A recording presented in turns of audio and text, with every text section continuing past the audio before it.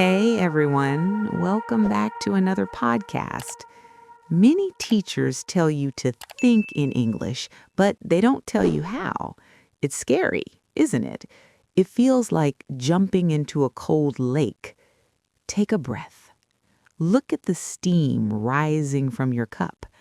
In this moment, what is your brain doing? Is it busy? Is it searching for words? Usually, when we start an English lesson, we reach for a pen and a notebook.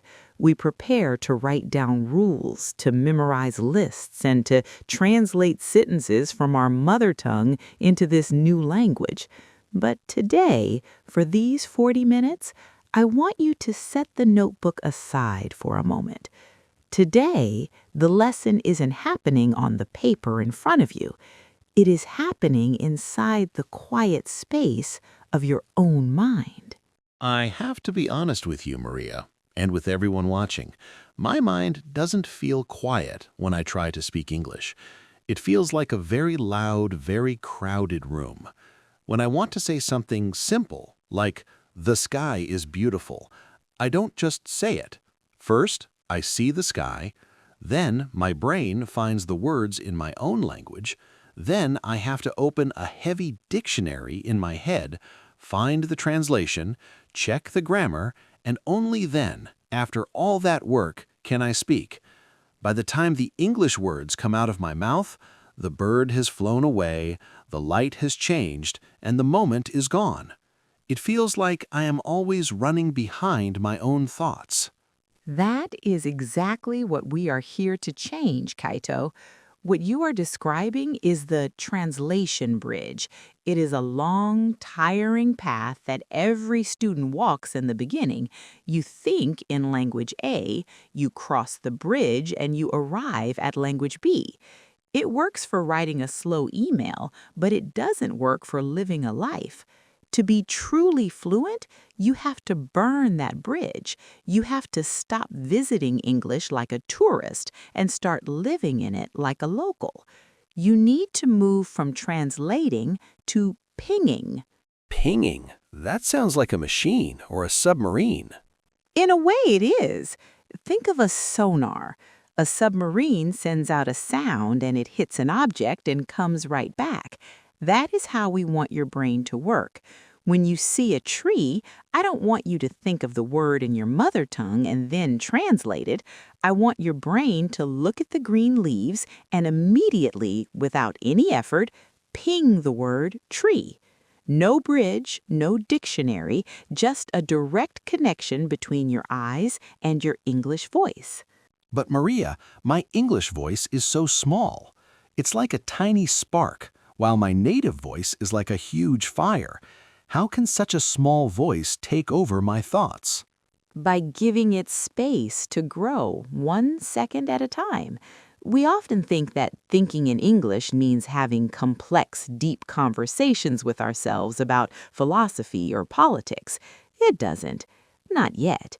It starts with the smallest, simplest things. It starts with the internal monologue of a child. It starts with looking at your morning coffee and thinking hot. It starts with feeling the rain and thinking wet. We're going to teach you how to feed that small spark until it becomes a steady light that stays on all day. So we aren't going to study the past perfect continuous today. Not today, Kaito. Today, we are studying the most important person in your life, you. We are going to look at your daily habits, your secret thoughts, and the way you see the world, and we're going to wrap them in English. We have 4 major milestones for this journey. First, we will master the labeling method, where we turn your eyes into English cameras. Second, we'll learn the 5-second rule to stop the translator in your head before he can speak. Third, we'll practice self-narrating, where you become the main character of your own English movie. And finally, we'll explore the Circumlocution Rescue, the secret of what to do when you forget a word but refuse to stop thinking in English. I'm nervous, Maria. It feels like jumping into a deep lake without knowing how to swim. Don't worry, I am right here beside you, and so are thousands of other students who feel the exact same way. We aren't jumping into a cold lake, we're stepping into a warm stream. We're going to let the English language flow around us until it feels as natural as breathing. So put down your heavy dictionaries, take one more deep breath. Let's clear away the noise and find your true English voice. Are you ready to begin section 1? I want my brain to feel like yours, Maria. Fast, natural, like the water in the Silver River. It's possible, Kaito, but we have to stop studying English and start inhabiting it. Over the next 20 minutes, we will explore the labeling method, how to turn your eyes into English cameras, the 5-second rule to how to kill the translator before he speaks, narrating the movie, becoming the main character of your own story, and the no dictionary rescue, what to do when your brain freezes. Welcome to section 1. This is where the transformation begins. Kaito, when you are painting, do you think about the name of the color in your head, or do you just see the color and reach for your brush? I just reach for the brush. If I stop to say blue or cobalt in my head, I lose the rhythm of the painting. My hand just knows.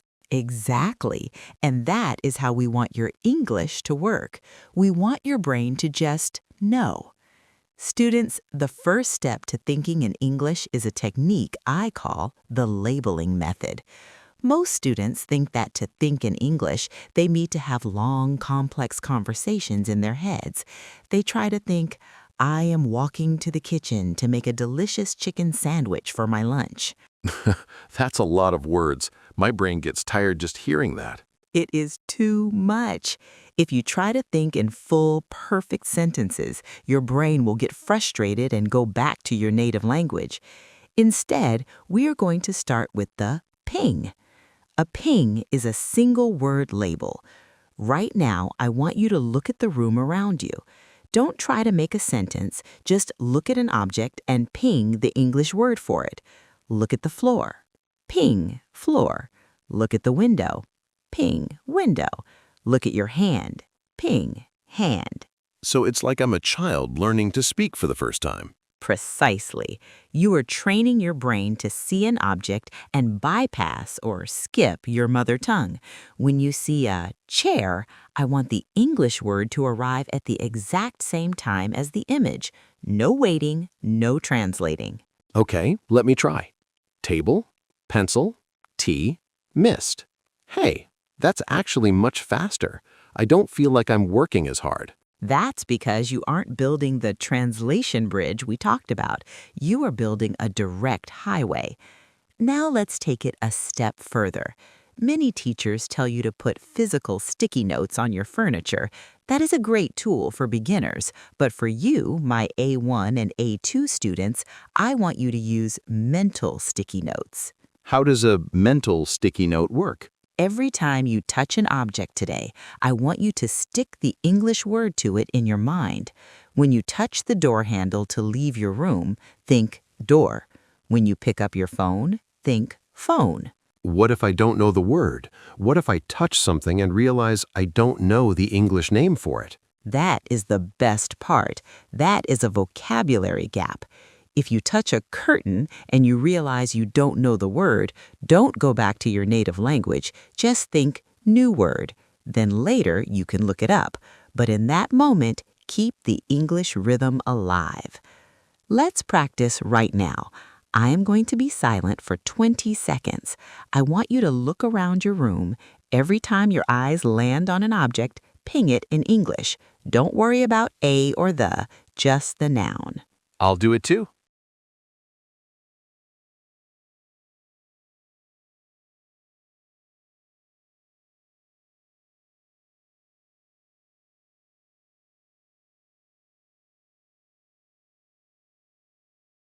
How did that feel? Was your native language trying to interrupt you? A little bit.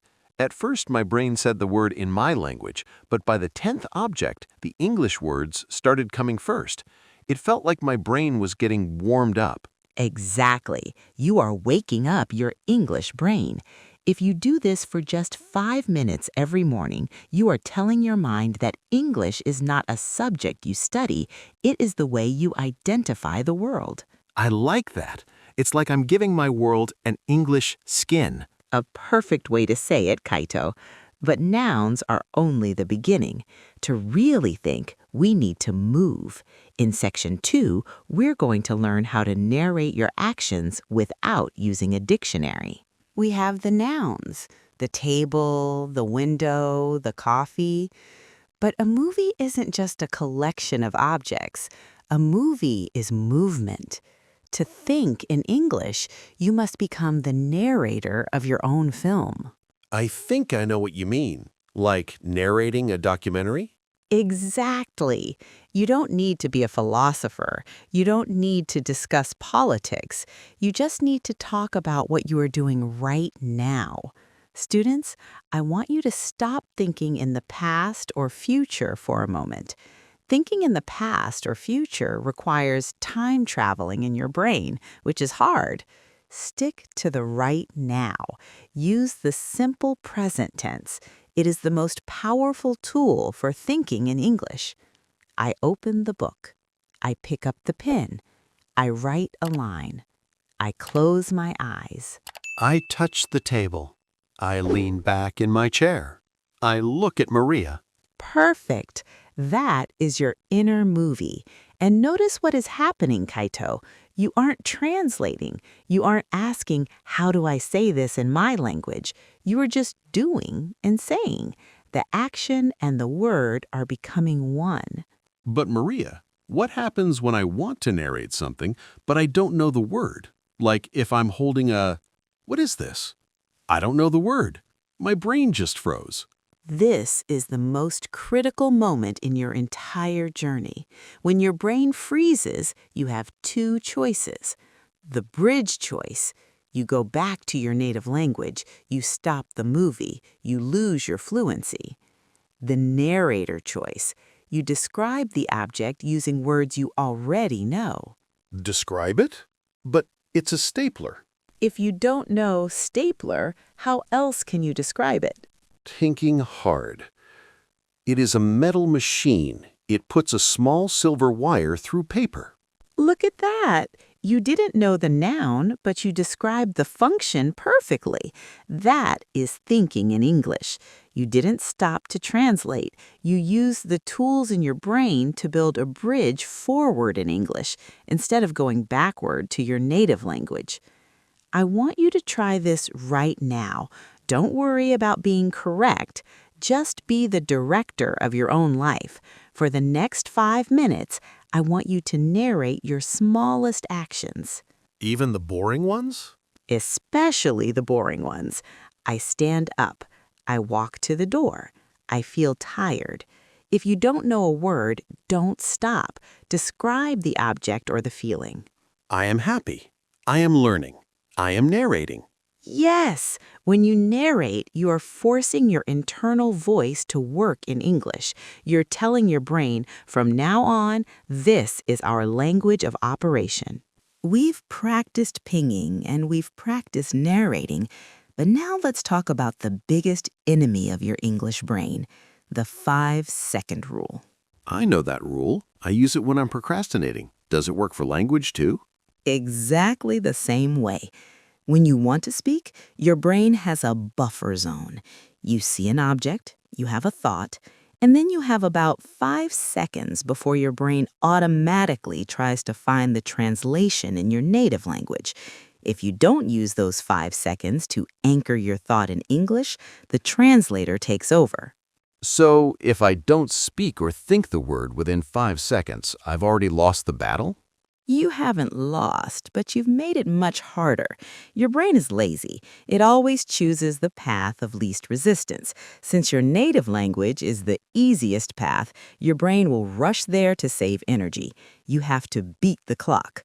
When you have a thought, let's say you see a sunset, you have 5 seconds to do one of 3 things. 1. Ping, label the object, sunset. 2. Narrate. Describe the action. The sun goes down.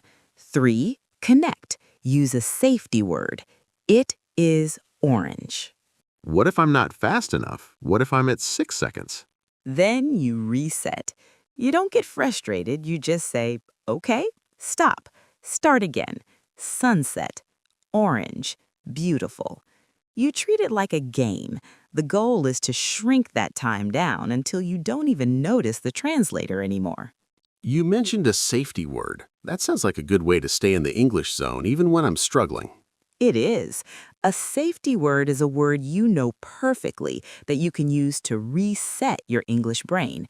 If you feel yourself slipping into your native language, or if your mind goes blank, you just say to yourself, okay, it is good. It is here. Oh, so I don't even need to describe the object. I just need to get my brain back into English mode? Precisely. Use your safety words as a landing pad. Once you've landed back in English, you look at the object again and try the ping or the narration one more time. Let's do a quick drill.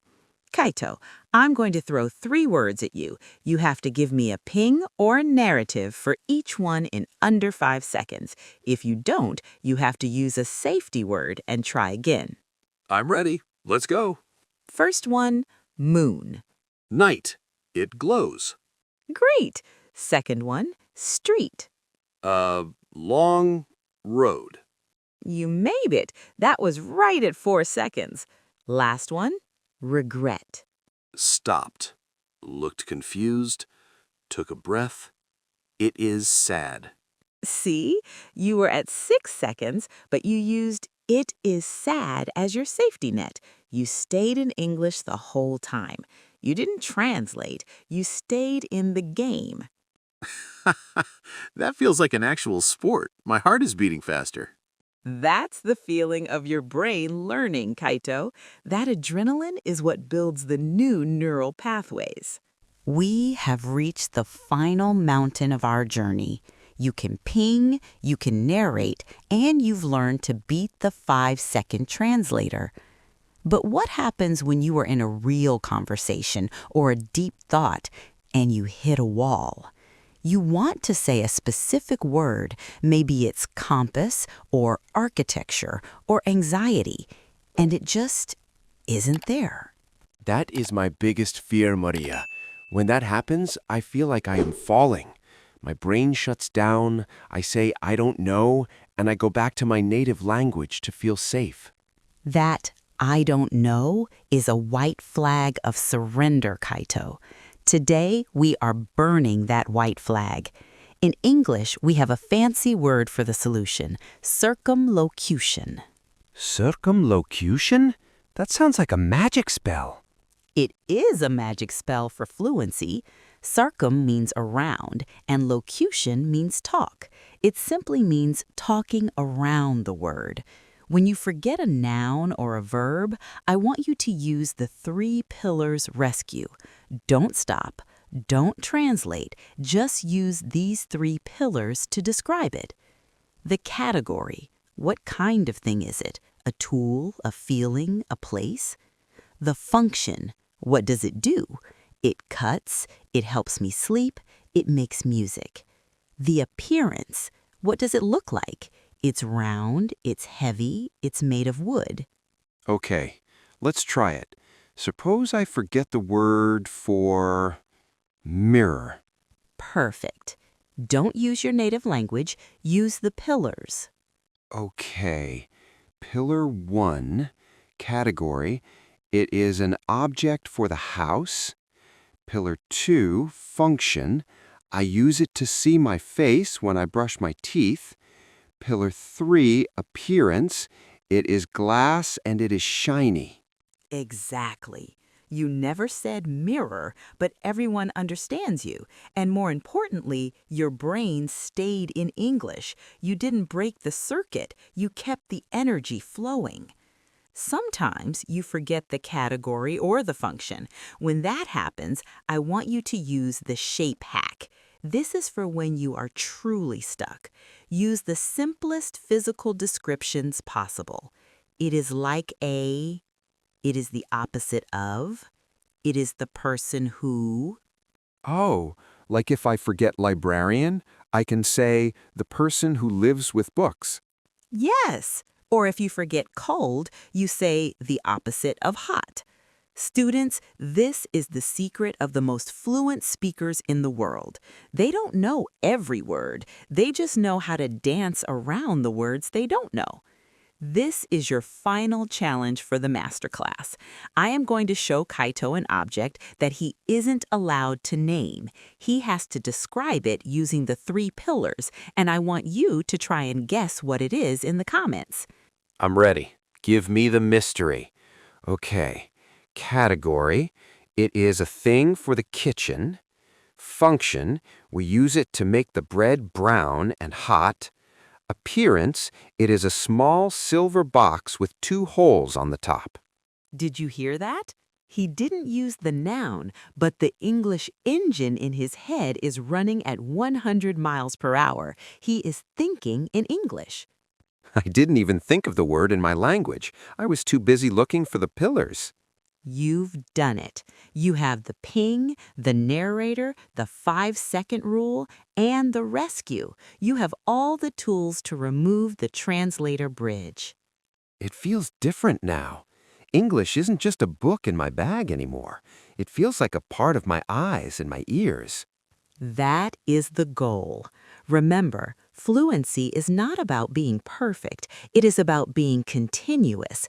Don't let the translator stop your movie. Keep the camera rolling. Thank you for joining us in the morning cottage today. Keep pinging, keep narrating, and we will see you in the next masterclass. Keep your light on. Goodbye for now. Goodbye.